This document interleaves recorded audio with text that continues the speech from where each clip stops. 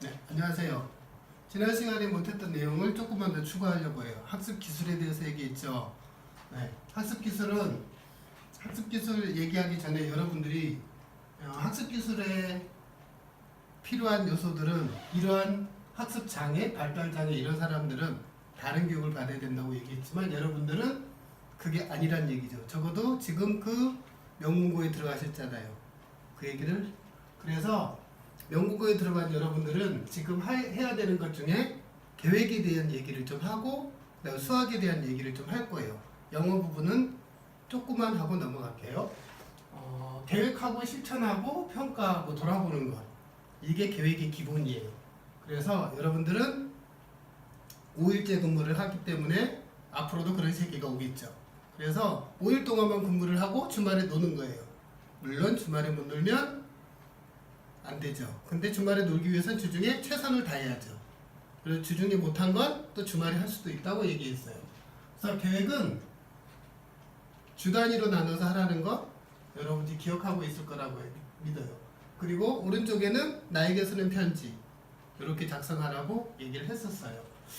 그래서 여기에 견본은 여러분들이 다 봤죠. 이거에 궁금한 사항은 따로 또 연락을 주시면 알려드릴게요. 지난번에 못한 건 수학이죠.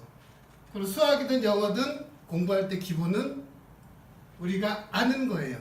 좀 더 알기 위해서 노력하는 거죠. 그러면 제일 먼저 해야 되는 게 내가 아는 게 무엇인지를 아는 게 가장 중요해요. 그럼 내가 아는 게 있다. 그럼 그것 중에서 모르는 거는 새롭게 배워가면 되는 것이고 그럼 내가 아는 것과 모르는 걸 구분하는 거예요. 그 방법에 대해서 하나씩 알아볼게요. 자, 지난 시간에 했던 것 중에 자, 내가 알고 있는데 제대로 아는가 하는 걸 어떻게 구분한다고 했던 걸 기억을 하실 거예요. 자, 그러면 영어는 어떻게 해라? 자, 다음 중 맞는 문장은 이런 문항이 나오면 조금씩 달라 보이죠. 하지만 차이 나는 게 하나가 있어요. 이 문장은 모두 다 맞았다, 틀렸다? 그렇죠. 모두 다 틀리지 않았다예요.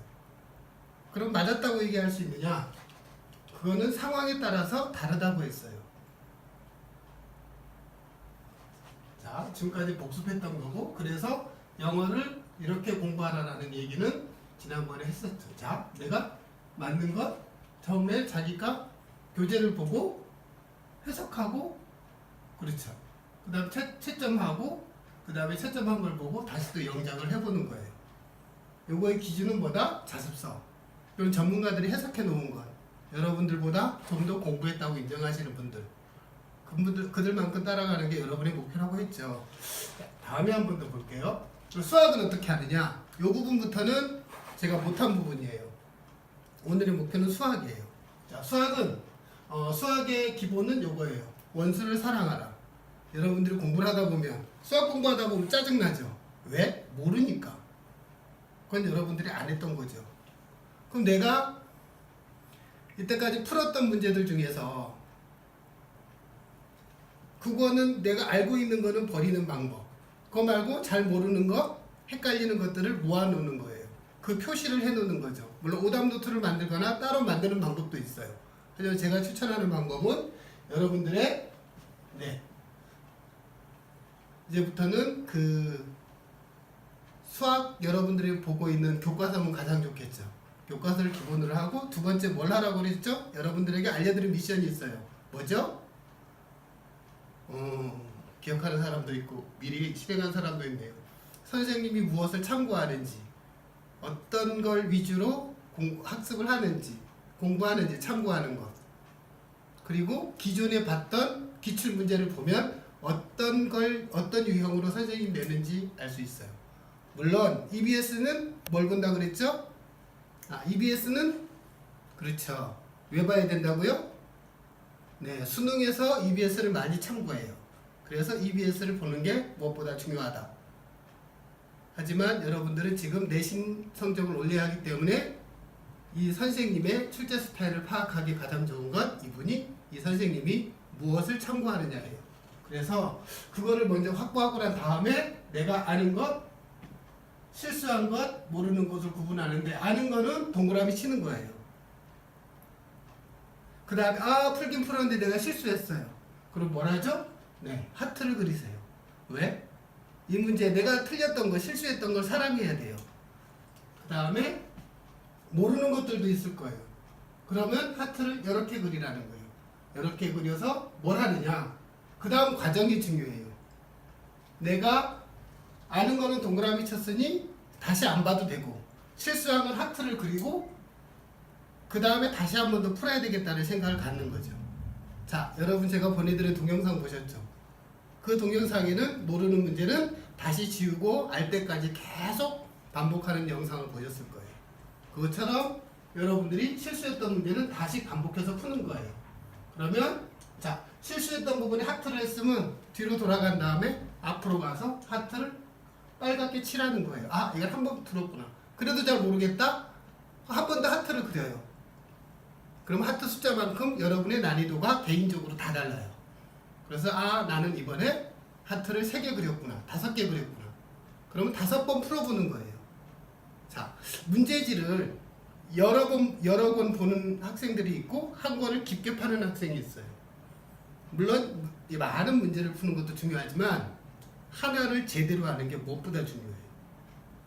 그래서 하나를 제대로 파는 걸 말씀드리는 거예요. 자, A, B, C, D 4개의 문제지가 있다. 그럼 4개 문제를 풀었는데 모두 다 70점이다. 모두 다 80점이다. 이렇게 나올 수가 있어요. 왜? 아는 문제만 계속 풀었으니.